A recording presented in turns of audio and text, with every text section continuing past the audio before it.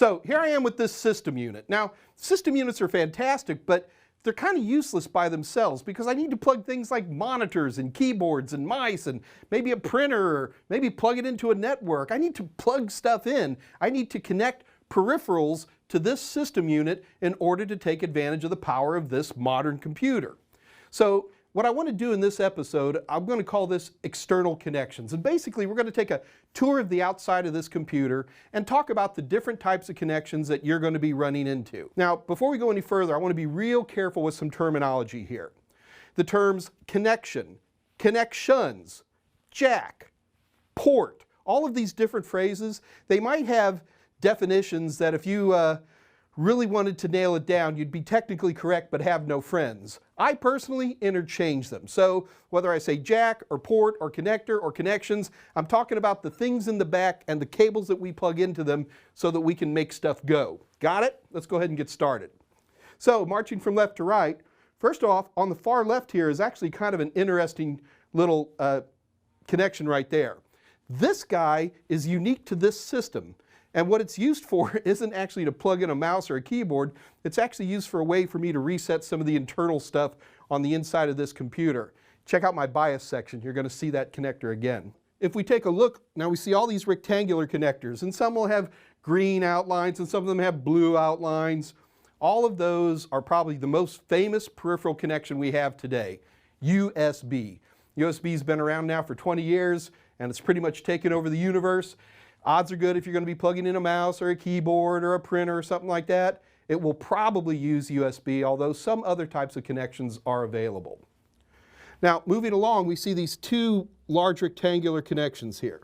Those rectangular connections, some people call them internet connections. That's not actually accurate. Those are network cable connections. We use these using a type of connector called RJ45, snap those into our systems so that we're on a wired network. All of these connectors you see here, these 5 round connectors and this one little square one, those are all sound connectors. So if I want to plug in a nice speaker system, I can use those round connectors. The square connector is actually a fiber optic connection for more advanced audio systems where I can plug that in and I can have just one cable instead of 5 or 6 coming out of the back of the computer. Those connectors are important, but probably the one that is most interesting to people today is video connections. We are living in a world where video is changing all the time. Monitors are being more colors, they're having higher resolution, and it's very common to see lots of different types of video connections, and this system unit is no exception to that. I want to start with this connection right here. So this is a connection called DVI. DVI is an older type of connection. It works great. As you can see, I've got a very late generation video card, but it still has a DVI connection. What you're looking at here are 2 of the most popular types of video connections out there right now. Now you've got to look really closely. So these, the top one and the third one, are what we call DisplayPort. Notice how it has a notch on one side, or a chamfer is actual proper term. So DisplayPort's very popular, but these other 2 are HDMI. HDMI connectors, for anybody who's ever used a big TV or anything, is a very, very common type of connector we use for all kinds of video purposes. See this connector right here? That is a power connection, my friends. In order for a computer to run, it needs electricity, and we plug a cable into this connector right here, and that goes into a wall outlet, and it makes electricity so that the computer can go.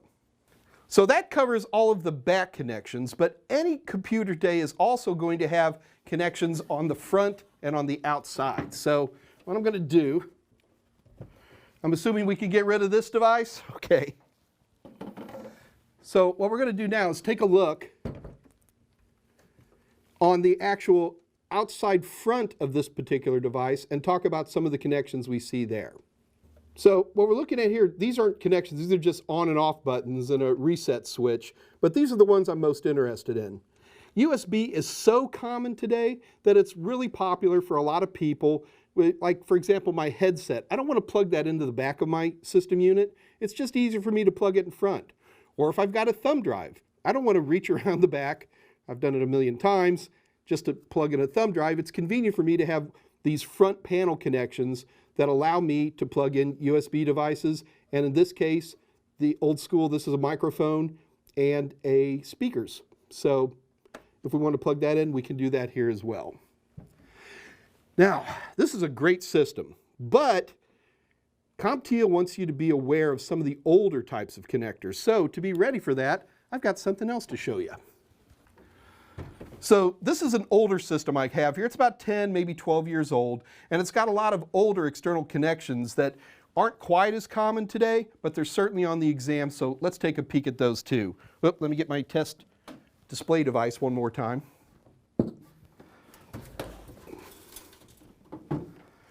Now keep in mind, these are much older types of connections. We're going to go from left to right again like we did before, but if you don't run into these in the real world, don't panic. It's just older types of connections. All right, so starting way over here on the left, we can actually see here's a power connection on this particular guy. Now, these two are kind of important. You see these? These round connections, the type of connection is called a mini DIN, but they're also called PS2 connections. So the bottom one was for a keyboard and the top one was for a mouse. These types of connectors disappeared for a long time because USB became so popular. However, they're having a renaissance, and now all of a sudden we're seeing these round connectors again, primarily for gamers who feel that these PS2 connectors make much faster responses for keyboards and mice. So pro gamers are really into these PS2 connectors today. This purple connector right here is what we call a parallel port. Some people call it an LPT port. This is one of the oldest connectors known on PCs. It didn't disappear that long ago, used almost exclusively for printers. This connector right here is certainly, inarguably, the oldest connector there is in all of computerdom. This is a serial connector. Right here is a VGA. This is a video connector. This is a very old style video connector, and it was used to push monitors. Here are some fairly first generation USB connectors. Here's another one of those RJ45s. And here we have sound connectors. In this particular case, there's only 3 connectors because it's not designed to support quite as many devices as the previous one did. And now as we look over here, this is actually kind of interesting. Here's the DVI, which we saw on the previous system. DVI is old, but it's still very, very popular. Here's a VGA connector, and yes, I could easily plug 2 monitors onto this system. And then this is a very, very old, what we call an analog style connector. And we call that guy an S-video connector. So make sure you're familiar with how a lot of these connectors look. The actual exam will test you, showing you pictures going, here's a picture of a USB connector, what is it? And you have to be able to name that. So connections don't end with desktops. Just about almost any type of computing device will have some form of external connection. So let's do this one more time, except this time, let's take a look at my laptop. Now, laptops are going to vary tremendously in terms of where the connections are. It's going to be on either side, it could be on the front, sometimes even in the back, sometimes even on the bottom, depending on the laptop itself. But on this guy, which is a fairly late generation MSI laptop, it's fairly typical of what we're going to see. So, way over here, this is an anti-theft connector. You're actually designed to put a cable in there to keep people, you can bolt it to your desk so people can't steal your laptop. Here is another RJ45 for a laptop. Here's a USB connected. This is HDMI.